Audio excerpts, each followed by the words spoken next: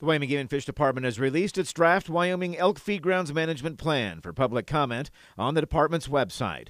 The draft guides the department's long-term approach to elk management on the 22 Game and Fish operated elk feed grounds, with the goal of reducing elk reliance on feed grounds while increasing opportunities for elk to winter away from feed grounds to decrease disease transmission amongst the elk. Other goals are to maintain current elk population objectives and hunting opportunity, limit elk damage to private property, limit disease transmission to livestock, and limit competition with other wildlife species. The plan explains the history of feed grounds in Wyoming, how management has evolved, social and economic considerations, feed ground-related disease management, elk populations and harvest strategies, and the future management of elk feed grounds in western Wyoming.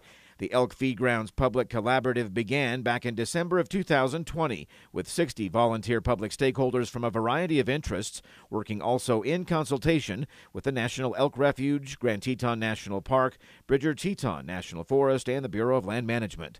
4 public meetings, 3 in-person and 1 online, will provide the public an opportunity to interact with the department's Elk Feed Grounds steering team and learn the details of the proposal. All meetings begin at 6 p.m.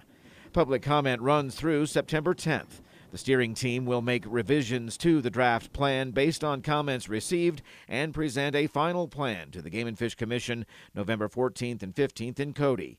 If approved, the plan would then move toward developing more specific feed ground management action plans, looking at potential modifications involving individual elk feed grounds or a group of closely related feed grounds.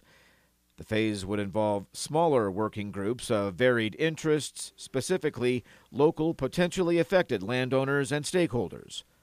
This is Ray Hageman with the Wyoming Game and Fish Department.